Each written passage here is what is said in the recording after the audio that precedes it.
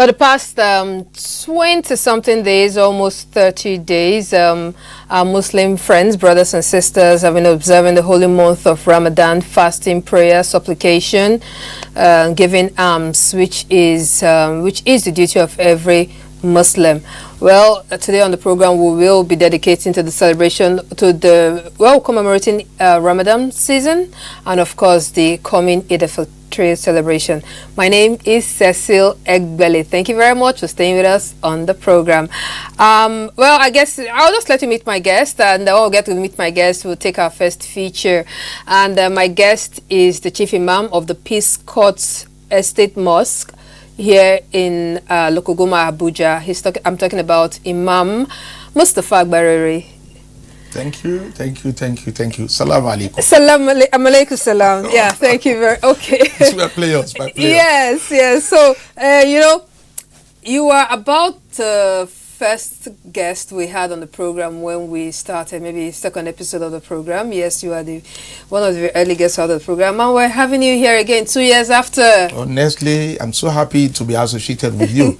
Especially the way you invited me that time during COVID. You remember? Yes, that was during COVID. When COVID that time locked down, we discussed about the permissibility of praying within the homes, doing the Eid within the homes. And how do we circulate the Zakat al-Fitr?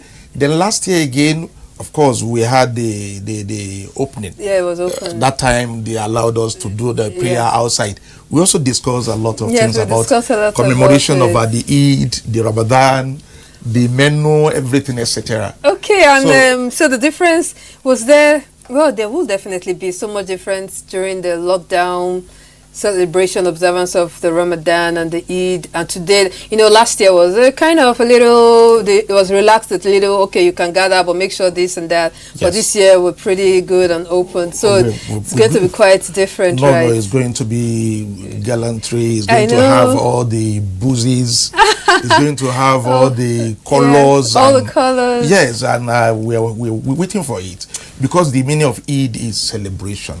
If you don't celebrate, you don't do Eid. Having done these religious, duties and obligations for 30 days, God is saying that, yes, that you finish it healthy, you finish it, and God has accepted your prayer. Celebrate it. That is the essence of Eid, because the word Eid means celebration, a feast. Of feast, and that is the meaning of Eid. So we're going to have a good one, a different one entirely this time around. All right, so you've heard that. We're going to have a good one, a different one also, this time around. For our Muslim brothers, you want to share with us, how's the Ramadan been for you? What good deeds have you done? I mean, and for Christians, so have you been able to support our Muslim friends in this season? And what's the greetings? What's your special message for our Muslim brothers and sisters as Ramadan ends, and of course the Eid al-Fitr comes upon us? All right, but just before we get into the discussion proper, let's take a look at this feature. It's different. It's titled I Am Ramadan. All right, let's have a look at it, and then we'll be back to talk a little more.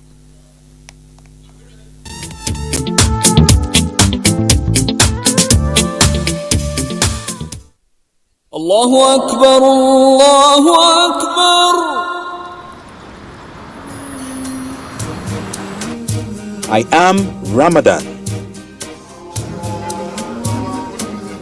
The month Muslims are at their best, fasting, praying, and offering alms. I am special and only come once in a year. From dawn to dusk, Muslims fast and pray, praising Allah through the day, night spent in prayers and reflections, a continuous training that strengthens our Iman. I am Ramadan. I am the month of mercy, blessing, and worship, a time where every good deed is multiplied by over 70. I am that period where the Quran, the Holy Book, was revealed to our beloved Prophet. In me lies the night of majesty, Laylatul Qadr, a sacred night witnessed on one of the odd days during the last 10 days, a great night, better than 1,000 months. All prayers are accepted to those who witnessed it. The mercy is everywhere. no one can deny it. Double up your good deeds. I am Ramadan. Wealthy Muslims reminded to give out 2.5% of their possession as zakat when it reaches the determined threshold. Zakatul Fitri is also required from every able Muslim to enable unable Muslims to celebrate Eid al-Fitr. It becomes mandatory a couple days before the Eid, given out just for the sake of the Almighty. I am Ramadan, the month of Ibadah, about to leave, but there are few days left. Those who have done good should complete it. Those who have neglected it, I say, let's end in goodness. I am Ramadan.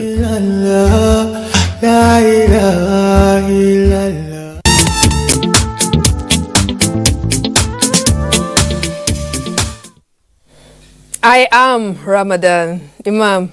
I am Ramadan. I mean, so that feature, it encapsulates so much. There's so much information in it. You know, there was a part I saw where every good deed is multiplied by over 70. Yes. When Al-Quran, the Holy Book was revealed, when the Night of Majesty is also located, when you're going to do the distribution of alms, charity to people, I am Ramadan. Where when you go and do Hajj, where lesser Hajj, which is Umrah, it will be equated as if you do Hajj. Okay. So if you want me to elaborate on I am Ramadan, okay, a whole lot of things will be said about Ramadan. I am Ramadan when there is abstinence, when I don't do evil, when I'm going to learn how to live with people, when I'm going to have a bond with the poor and the rich as well, if I'm a middle class. I am Ramadan is a month, is a similitude of the wholeness of a Muslim life. That is I am Ramadan. A Muslim life who is performing prayer regularly. You know, after Ramadan, some people will not do the prayer at the regular time. They will say yes. But in Ramadan, you want to do everything, dot your I's and cross your T's. So I am Ramadan. You're going to get the opportunity of performing your religious obligations timelessly. So yeah, that's where everyone is at their best. At their best, I like that. I'm Ramadan when you're going to learn how to stand up in the night and do what we call tahajjud, night vigil. Wait, is that the last day? Is this the last 10 days? I see that my neighbors, they step out of the house about 11 or thereabouts. Yes, and they won't come back until around pre-dawn, around like 4, 5. Yes, because... And that period is that the one that's called the Laylatul Qadri? Yeah. Laylatul Qadri is synonymous to the time when Al-Quran was revealed. In fact, you can call Laylatul Qadri Al-Quran, because that is the point when Allah sent the message of Al-Quran to the Prophet Muhammad through Angel Jibril, and that was the night when that thing came. Also, that is the night when a person's destiny can change. Yes, because that is why they call it Qadri. Laylatul Qadri, the night of destiny. You can call it also night of majesty. That's why everyone wants to be at the mosque at that time. Yes, you want to go and pray, God, every evil in my life, please change it for better. God, please let the fortunes in my life continue. God, I want this, I want that. Every prayer said by a Muslim in that night will be accepted. But I thought it's one out of the 10 days, it's one of the nights. It's one. So you don't know which one, you have to now be there. Yes, we have a lot of narrations of the Prophet Muhammad that say, sallallahu alaihi wasallam, that say we can search for it in the odd night.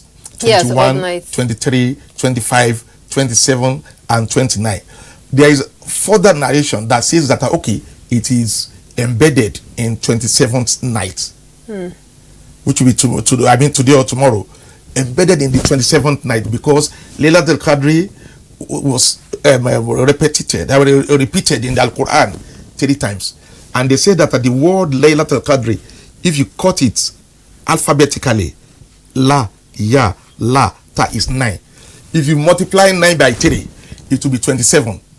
They also said that if you cut the words in that Surah Al-Qadr, there is a verse of the Holy Quran that says the night of majesty. If you cut it also, you get it where you are going to get the word here.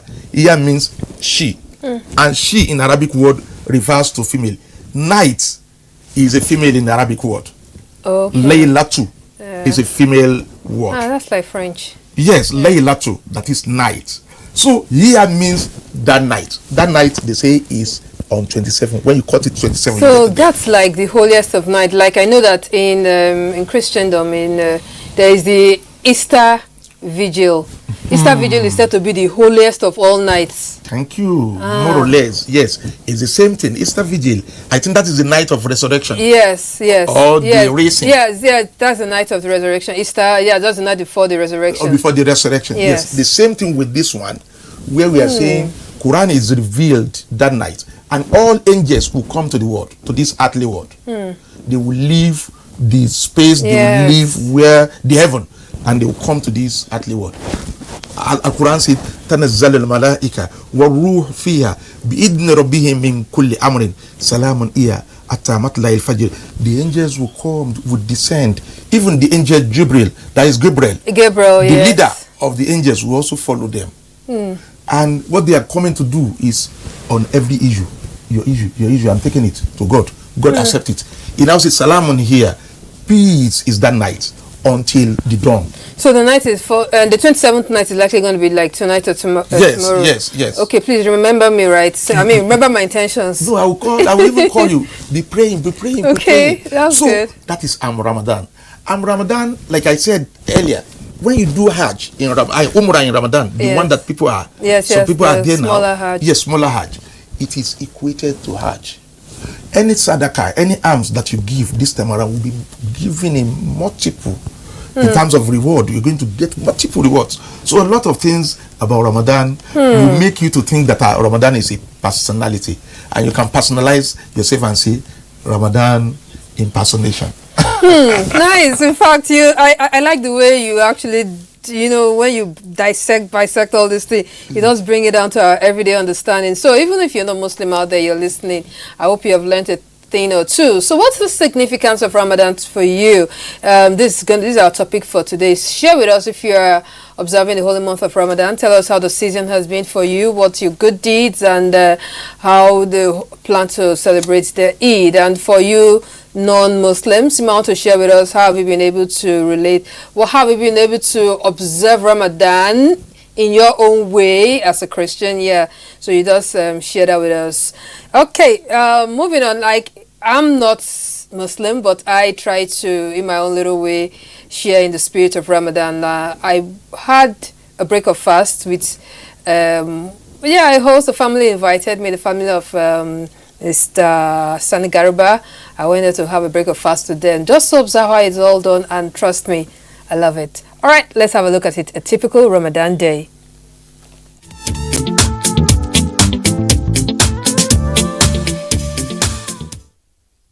A regular day of Ramadan begins with a sahur, the meal consumed before the commencement of fast.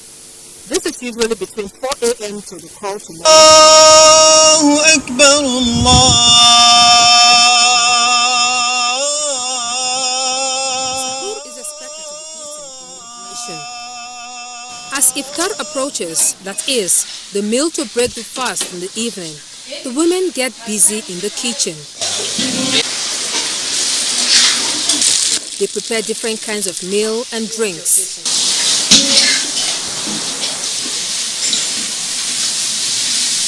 Most common on the menu are fruits, dates, and vegetables because of their high nutritional value.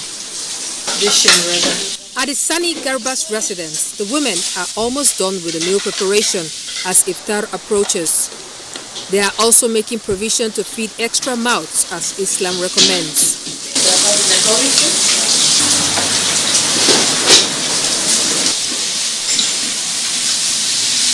Neighbors in the area have agreed to bring food and drinks together and offer to those in need.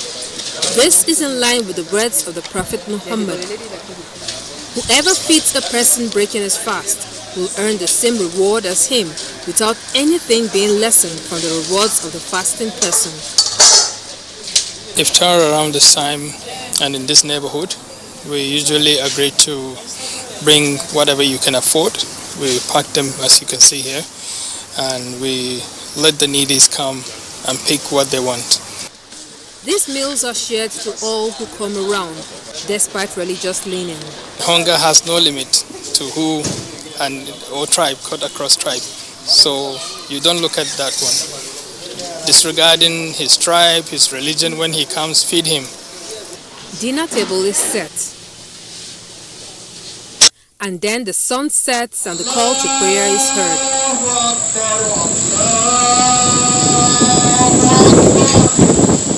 This summons the faithful to the Maghrib prayer. Prayer over and the table is set. The meal is assorted and I am a guest of Sani Garba. You can see we used to have friends who their family are not living here, so they join us, and some visitors, they join us, and we allow the female ones to break their fast at home, and then at the other wing we now get the male ones. Dining with family and friends at times like this increases bond and foster better understanding. The day ends with a Taraweeh prayer.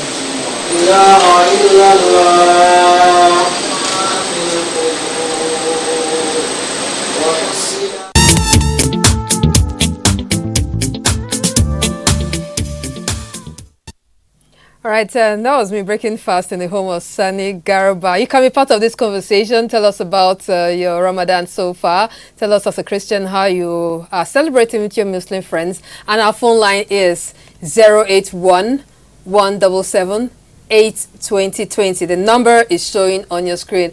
And I've been having an exciting conversation and lessons, because yes, I'm listening. He's like a teacher. Yes, he is Imam Mustafa Agbareri. Imam, welcome, thank you very much. You saw that break of fast. Good one.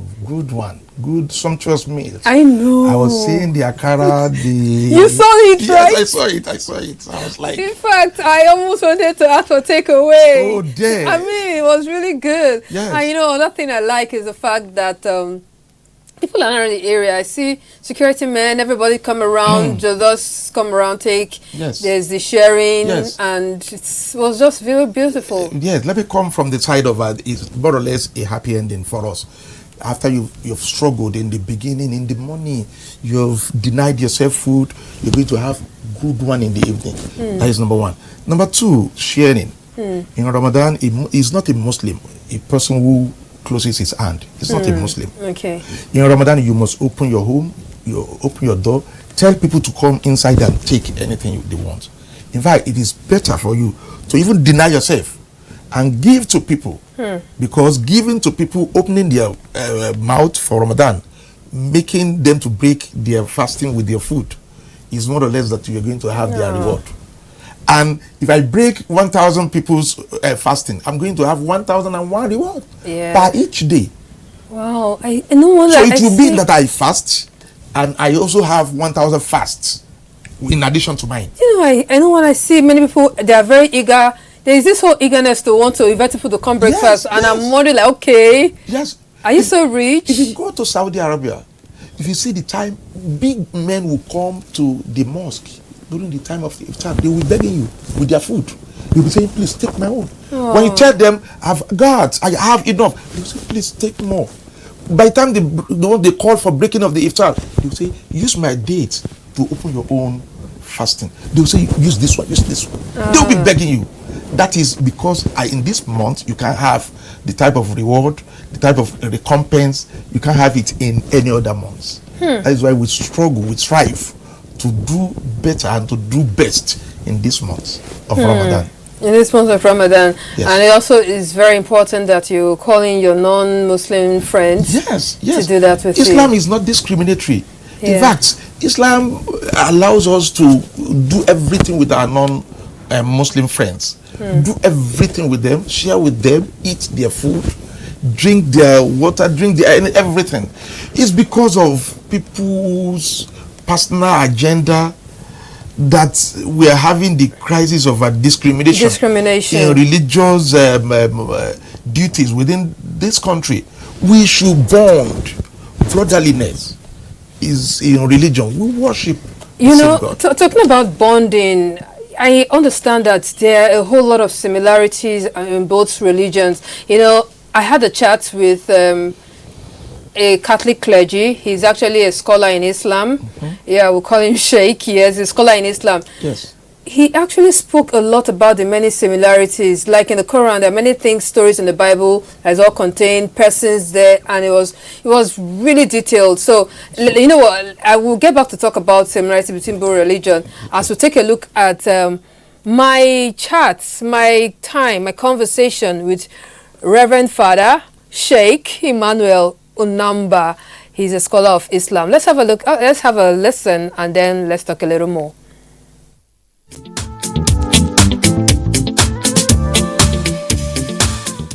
I am here with a scholar of Islam, a Catholic priest. He is Reverend Father, we call him Sheikh Emmanuel Unamba. Father, thank you very much. Thank you too.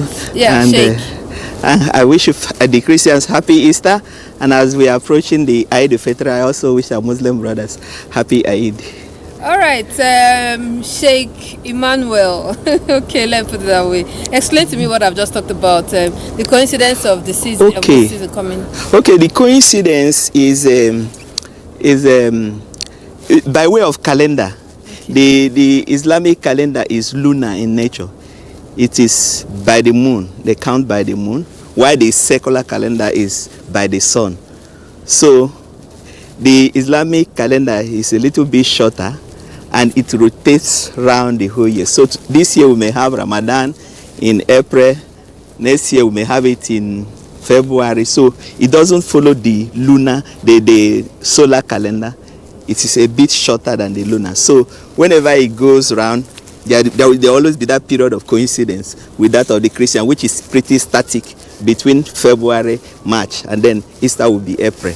So just for that singular reason that we happen to have that coincidence, as you said, this time around, when the Muslims are fasting and the Christians are also fasting at the same time. Yeah, but I just want to understand, is there somewhere in the Bible, in the Quran, maybe there is this incident happened that they happen to be fasting and celebrating the Eid at this time as well as the Christians? Maybe, I don't know if there's anything similar like that. When we begin to now give it spiritual significance, we can now say that it is God who created all of us, and the fasting originates from God. It is an injunction by the Muslims. The Quran mandates them to fast. Kutiba alaykum asiyam kama kutiba lilazina min qablikum. It is ordained for the Muslims to fast, just as it was ordained for those before them to do the same. So we are all at the same goal, and our fasting is all heading towards the same goal. So it's a lesson, a big lesson for us, that we are doing the fasting together and then eventually celebrating the feast. The feast of Easter is called in Arabic Eid al-Qiyamah. So the Christians are also celebrating Eid. That's just for a clarification. For those who think Eid is just a Muslim, Eid is just feast. Oh, and so okay, I call it Eid. Is yes, it what do you call it? Eid by the Arabic pronunciation is okay. Eid. So the Christians are celebrating Eid Qiyamah, that's the feast of the resurrection. While the Muslims will be celebrating shortly Eid Fitr, that is the feast of the end of Ramadan. That's the breaking of the Ramadan. Now Muslims can eat normally. Ordinarily, the eating in the morning, the breakfast is referred to as futur. So it's from the same root that we have fitr, i.e. the fitr. Oh, okay. Now, there are several other things in the Bible and the Quran which are a little similar in both religions. You want to share some of these with us? I will give a historical example. The Muslims, when the Islamic religion originated in Mecca, that's Saudi Arabia now, the Muslims were being persecuted. So they were, at a point, they had to leave because their life was in danger. So they found refuge in Abyssinia. Abyssinia is present-day Ethiopia. So when they reached there, it was a Christian kingdom. The king wanted to understand more, because the people of Mecca were after the Muslims, trying to come and kill them. So the king of Abyssinia, Negus by name, wanted to find out more about this religion and why is it that they're trying to kill them. So one of the Muslims, Jafar had to read from the Quran what the Muslim believe, and the surah he read was Surah to Maryam, the 19th chapter of the Quran. So after he's talking about Mary, the mother of Jesus, the birth of Jesus, and all the stories about Jesus. So after reading it, the king say, there's practically the difference between us and you is just like a straight line. There's practically no difference, you know. So that's just in response to your question. There are a whole lot of things, because even beginning historically, we are all coming from the same region, the same geographical location, the Middle East. You know, it's that alone will give you similarities. Like we talk of Yom for the Hebrew, Yaw for in Arabic. So they have the same root. The religion and the languages are the same. And then the Christian religion, just as I already mentioned, is referred to as Judeo-Christian. So we are copying from the Jews. And that's why we refer to the three religions as Abrahamic religion. So since we are coming from the same root, there must be similarities among us. Talking of fasting, the fasting we are talking about now, there is fasting in Judaism, fasting in Christianity, and fasting in Islam.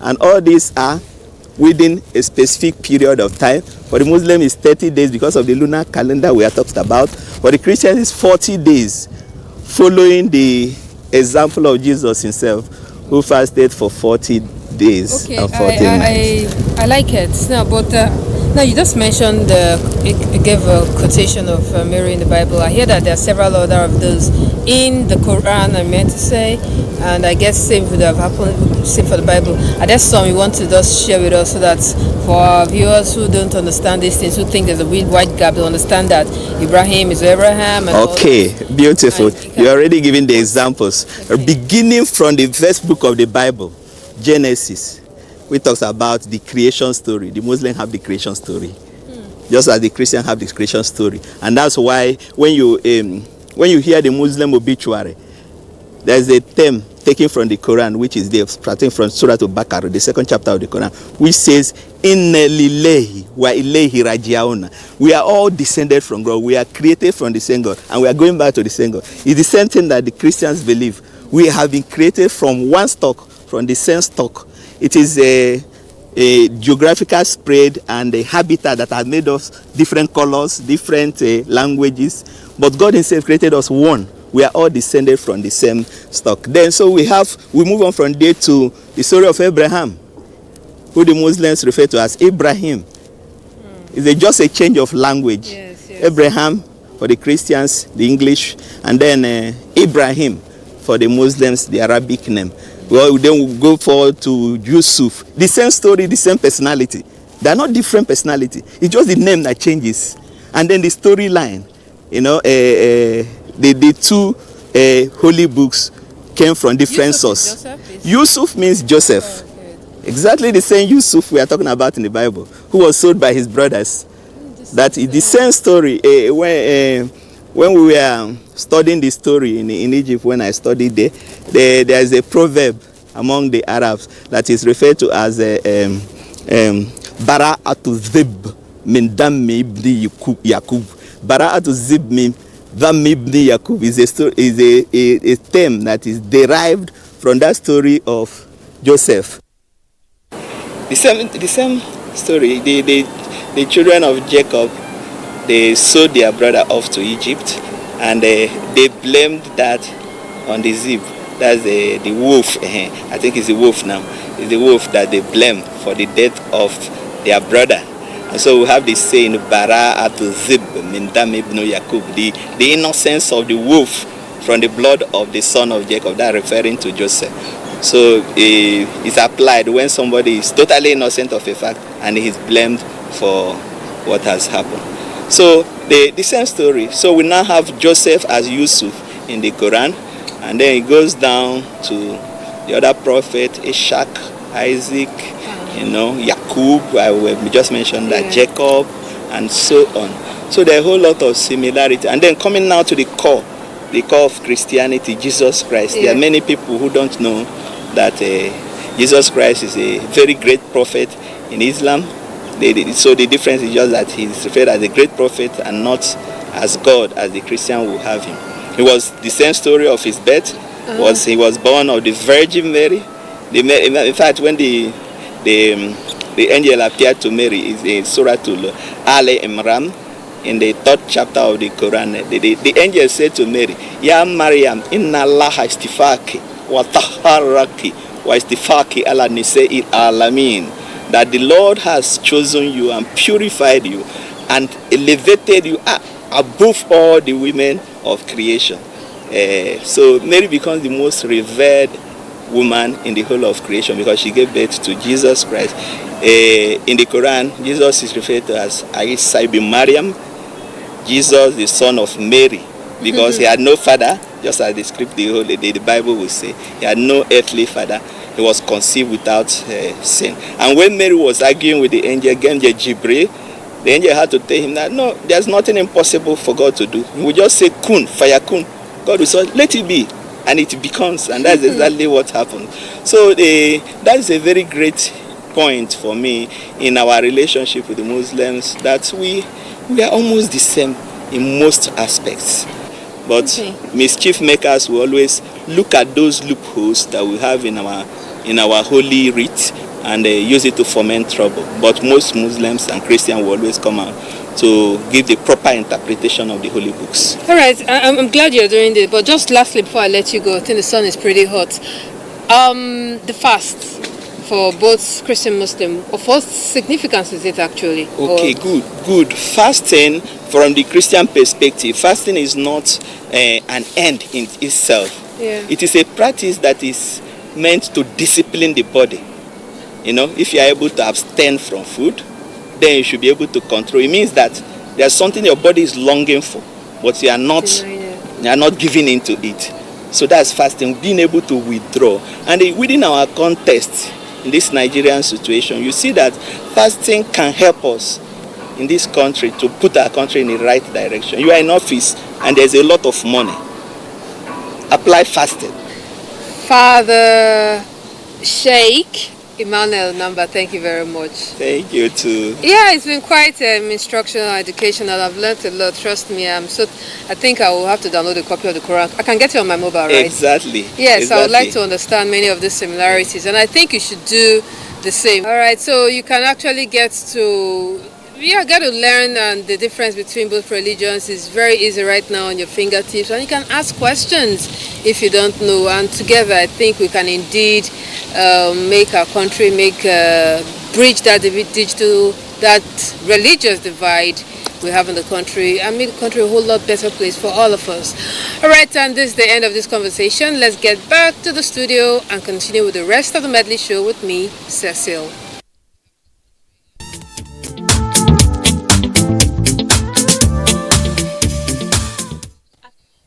Oh, thank you for staying that long to actually listen to that conversation. It was really interesting. I thought, trust me, I had to cut it down from almost 30 to that duration. Imam Agbarere.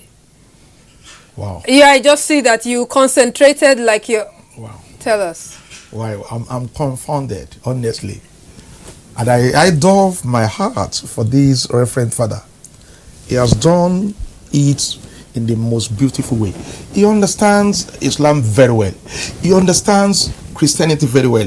He marries the two. He bridges the divide. I'm using your word. He bridges the divide.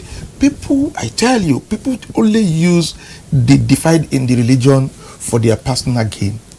There is no any difference. In fact, I'm longing to have the man's contact. I'm his friend. He is my friend. Yes. It can't, there is no way I can even do justice to any question you ask me about similarity in religion than what my brother, Reverend Father, has done. The way he broke it down, like he tells you this in the Bible, it shows it, tells it to you in the Quran, and you realize that the Jews, Christian, we all fast. He just said it, we all fast, and the all lessons of this fast is the same. In fact, I like the way he even ended. How he brought it to our everyday. Yes. Restrain yourself from that thing that is the meaning of fasting, abstinence. Stop eating, stop food, stop sexual activities. Then don't backbite, don't say evil. Then stop corruption. When you stop things and you don't do all those illegal things, That is fasting. Fasting is also for self-control. I Yeah, love the word he self-control. used. You have to control your anger. The prophet said that if you're fasting and somebody comes to attack you, just tell the person, I'm fasting. Meaning that at that point in time, you must be patient. So he quoted the verse in Quran 2, verse 186, where the Ramadan issue came. And I want to add to what he said there. He said, Allah says, Ya ayyuhalladhina amanu kutiba alaykum as-siyam kama kutiba ala alladhina min qablikum la'allakum tattaqun. Oh, you will believe. Fasting has been made obligatory on you. Same way that we did for the people before you. You get that? It means that people before us, Zachariah fasts. Mary, the virgin, she fasted. The way she did the fasting, when she was coming with the baby, and the people of Israel, of the community, then were saying, oh, we didn't know that you are like this. How did you conceive? Who is your husband? Your father wasn't like this. The child was telling her, just tell them I'm fasting. Inni nadartu lirrahmani sawman walan ukallib al-yawma insiyan. That's the language. Tell them that I have made the promise to God that I'm fasting in this day, and I won't speak with anybody. Meaning that fasting at times may also come in the way of don't say anything. Yeah, don't say anything. Don't see anything. Don't eat anything. Yes, you self-control. Self-control. She said, I'm fasting. She fast. So that is what that verse means. Kama kutiba ala alladhina min qablikum. The same way it was ordained for the people before you. The man eat it on the nail. Okay. He was also talking about the historical analysis that we have in the Quran, marrying it with what we have in the Bible. Joseph, Yusuf, Zachariah, Yaqub, Jacob. Eh? Yes. So Joah. You understand me? Go on and I will be telling you what we have in the Quran as this. So why do we have to talk so much about the differences? We shouldn't. We have the same book. In fact, let me tell you, in the same Quran chapter 2, let the Reverend Father be nodding his head. Allah says, Amana Rasul bima unzila ilayhi min rabbi wal mu'minun kullun amana billah. It says the messenger of Allah, that is Prophet Muhammad, that he has the belief in what Allah has sent, has revealed. And so also do the Muslims. Billah, you have the belief in Allah, you have the belief in the angel, you have the belief in the books. He now says, you have the belief in the last day. You should not discriminate among the messengers of God. Quote me anyway. We don't discriminate among the messengers of God. I mean, it's so clear. So I really don't know. We need to go on the break now. But let's just see some of your messages. Good afternoon. I'm Mohammed from Benue State. Please, is Ramadan compulsory for every Muslim? Of course, it's mandatory. It is mandatory. The Ramadan, except those who have riders, health challenges, a person that is traveling, a menstruating woman, the lady that is sucking a baby, things like that. Okay, the Ramadan is a nice celebration. I'm Alan from River State. In Ramadan period, I'm always very happy, healthy, fearing of Allah in all my endeavors. Kasim Kagal. Okay, who is this person? The significance of Ramadan to me, even though I'm not Muslim, but it entails helping the needy, reconciling with those you've wronged, and above all, to reconcile with God, Allah, and ask forgiveness for your shortcomings before man and Allah. I'm Orkuma Benjamin from Lagos, VI in Lagos State. Nice one. I like it. I like the fact that you can relate with the Ramadan period, and let's all imbibe the very many virtues it holds. All right, let's take a musical break, and when we get back, our conversation will continue. Don't forget our phone line 081 177 2020. Send in your messages.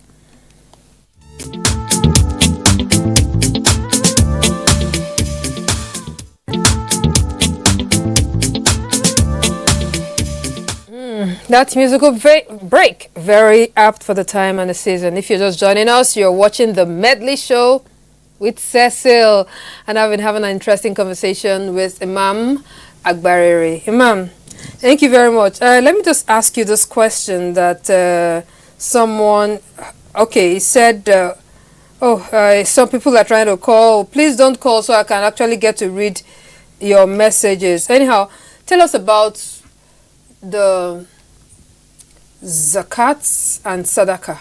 Okay.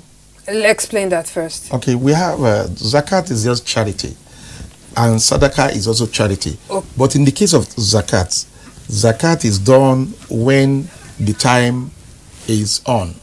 The Ramadan period? No, Oh, not Ramadan okay. period. It's your money. You're taking out something from your money. A levy from your money for the people is a tax. Is it a 2 point? That's a 2.5? 2.5, that is zakat. Then sadaqah is a normal charity that you do every day. But I want to believe you're talking about zakat al-fitr. Yes, zakat Zakat al-fitr. al-fitr is the one that you give to the people for them to use as food on this day of celebration of Salah, which is Eid. That one is food, is not cash. Okay. You don't give it in cash. You give it in staple That's foods. zakat al-fitr. Zakat al-fitr. You're using it, it's obligatory. Oh, really? It has to be in physical food. Physical food. not in cash. Not in cash. During the time of the COVID, Well, wait, but when they say 2.5% of your annual, that's your annual earnings. that is normal zakat. That's a normal. That's 2. That one is cash zakat. Because there's one they say amongst within a certain threshold. Yes, now that is zakat. Normal zakat tax Okay. that you pay in money to people. Okay. That threshold is what we call nisab. Okay. Your money should get to, I think it's now 2,400,000 and something naira. When you trade with the money, 2.4 million naira, round the year, and you make profit from that money, you have to pay a tax. Give it to the poor. There are 8 numbers of people. Quran mentioned them in chapter 9. Well, is it everybody that is supposed to do that, or just the very wealthy? If you're wealthy, if you trade with your money, and that money you use it a whole year, you don't use your salary to do zakat because that one is a salary. So this one is a trade account. You traded with it and it yields interest. You have to pay zakat on that, and that is what we call zakat. Tax. But this one is zakat al-fitr, food based. You give people food. It is 4 armfuls of food. The prevailing food, the staple food in the society is rice. Okay. In the Arab world, they use dates because they eat it as food. Okay, I like when you just talk about food. I'm just thinking food. You know, for you non-Muslim, and you're still thinking of, okay, how else does Cecil want me to celebrate or mark the season? You know, you can actually do that zakat. I mean, you can get some food from your house and get to feed somebody. Talking about feeding, this season of Ramadan, of course, we know it's synonymous with fasting. And for these 30 days, your body has been used to denying yourself of food. And finally, Eid al-Fitr is here, and you have to start eating as usual. In this next feature, we're talking about the diet, the nutrition of Ramadan, how to stay healthy so that when after doing the celebration, you just don't go eating and cause yourself some kind of, problems. All right, let's take a look at Capsi's interview with the dietitian.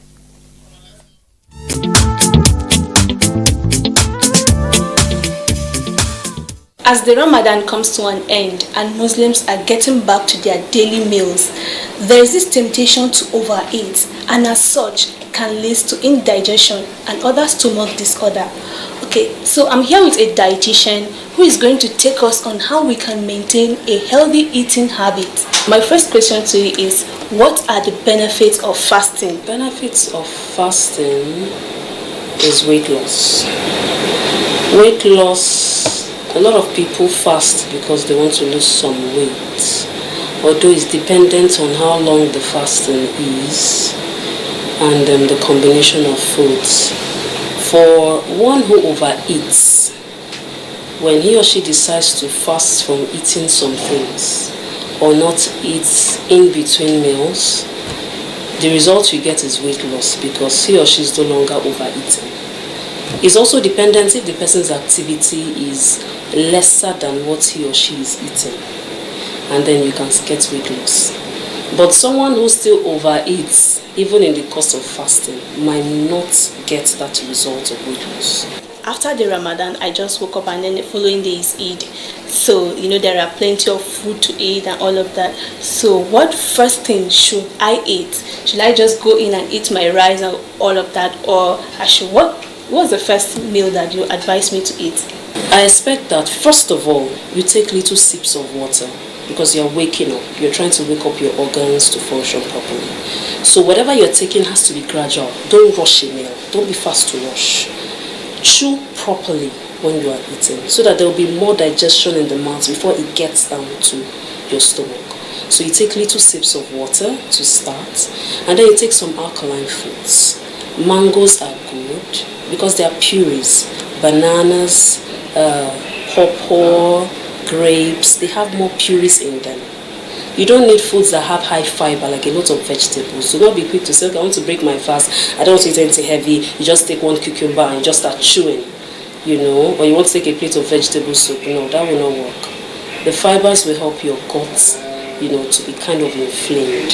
So you take sips of water, you take alkaline fruits like mangoes, like pawpaws, bananas, grapes, and then 2 hours later, you can then eat a proper meal. That proper meal, though, should not be a high fatty food. Now, water therapy is good. It's something that I advise everybody to do every day. Making a kind of feeding pattern a lifestyle is very, very important. Because when you wake up in the morning, remember, aside from the fasting that goes on during the day, there's also a fast, unintentional fast that goes on at night. Because after you had dinner, imagine that you had dinner around 7. And then, let's say 3-4 hours, food has digested. The next, you have a lot of hours before the next morning. It's night you're sleeping, it looks as if it's not existing. 12 hours during the day, 12 hours at night. So if you check it, you're sleeping for about 8 hours. It's also like nothing is in the tummy and you are breaking your fast in the morning, called breakfast. So having water therapy as something that you do every day, it's supposed to be a lifestyle or a normal thing that people should do to help their organs feel alive. We just heard from what the dietitian said. You just need to chew your food properly, don't rush into your food, and of course, learn how to drink water early in the morning. Alright, wishing you all Barakah di Salah.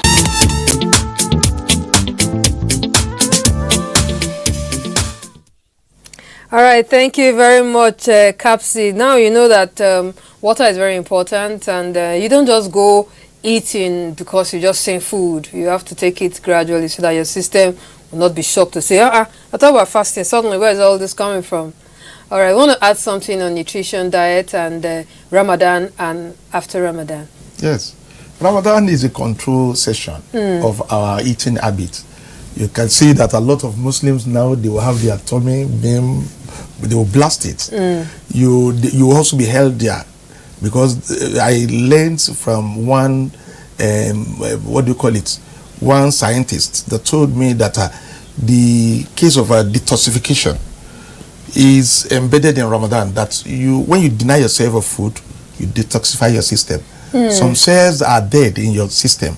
Those cells will produce, there is one nitrogen, also, more or less, I don't know the name again, but I did a lecture on it last week for NASFAT, where I spoke about that concept. They said dead cell will eat themselves and they will produce that thing, which will help the body in revitalizing all the dead cells in the body. So let us learn how to eat less, even after Ramadan. You don't just eat for the sake of eating. You eat healthy. So eat healthy. And that is what we are doing in Ramadan. Then we use more water than mala, than so it is better we learn the culture of Ramadan. It's a culture of moderation. Okay, I like it. I was just thinking, the culture of moderation, it helps you blast your system. You are now healthier. And when you're healthier, for my sisters and for the fashionable, for the fashion conscious, it's time, your dresses will fit better, you can slay better. All right, talking about fashion and the season we are in, let's take a look at this feature put together by Kachi on fashion during Eid al-Fitr.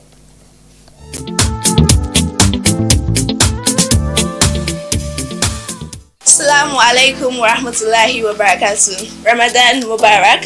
I am Binta Badmus, founder and creative director of Binta Badmus Lady. So today I'm going to be sharing you trending tips for the fashionable Muslim women.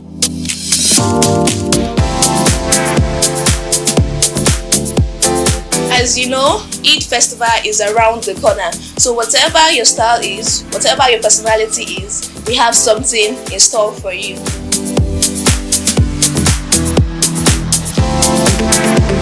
My first tip is for the lady who is casual and more of a minimalist. This is a lady that loves her comfort, and I'll be recommending this kimono and palazzo sets. What I love about this outfit is that it maintains the comfort. I love the sleeves, it's playful. The second tip is for my ladies that love to be girly and elegant. So I will recommend this coral pink fit. It's actually made of accordion silk. In particular, I love the exaggerated sleeve. It gives a bit of drama. Then I love the neck. It gives this elegant look. For my next tip, this is for the classic lady. This particular outfit is my personal favorite. What I love about this is I love the fabric. It's made of damask with embedded prints, as you can see. This outfit has a unique sleeve and also a timeless and elegant feel. My last tip is for the lady who is the life of the party. You are someone that likes to make an appearance, you like to make statements, this fit is for you. Okay, so it's a two-piece set. It has more of like a boo-boo dramatic blouse and has a fish-like skirt, and it's made of damask. That's a very ceremonious fabric. My favorite thing about this outfit is the blend of colors, especially the gold.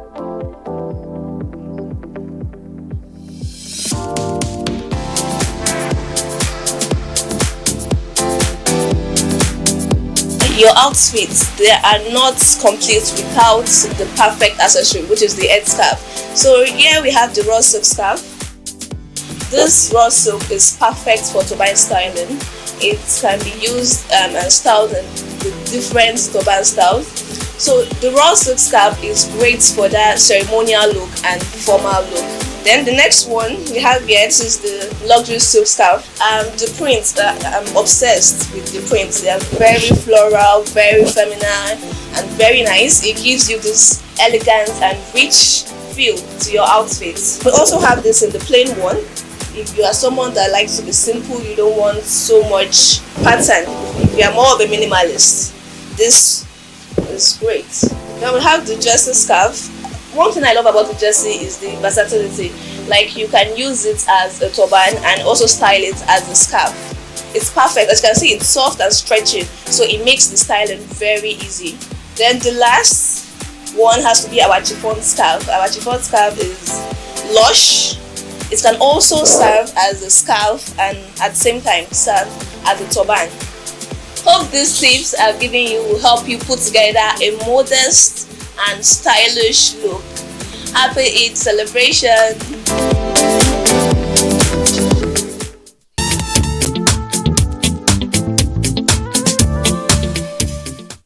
That's for the fashion conscious. Now you know what you can do. And gradually we're about running up the program, but I've not taken so many of your messages, so let me just take a few and then we'll wrap up. Salam alaikum. My name is Moshood Mustafa. I cherish Ramadan a lot. I have been having a lot of breakthrough happening after Ramadan since 2017. I try as much as possible to do tahajjud every day during Ramadan, not just in the last 10 days. Also, can I get the video of the Reverend? It's so understandable. He's writing from Kwara State. Okay, let's see. I am Noah from Lagos. The Reverend Father is a great man of God. He taught me during the seminary in Benue State. He explained everything concerning Islam. I'm enjoying your program very well. And also enjoying the Imam. Okay, says hi to you. Thank you. All right, let me take this one. I've taken this already. Good afternoon. I'm enjoying your program. I'm your Dele Kolawole from Lagos. And let me take one from text message and we'll say bye-bye. Good afternoon. I'm Chinedu from Alaba, Lagos. I just love this talk, and I want to say that I like Ramadan, though I'm a Christian, and there is nothing different between the two religions, just language. I'm also celebrating the Ramadan with them, and I also love the explanation from the Imam and the Catholic priest. Thank you very much. You're doing very well. Nice show. Thank you very much, Chinedu. And for the rest of you writing, I can't take your messages. I appreciate you. I'll share the link on our status for you to have a watch of the program.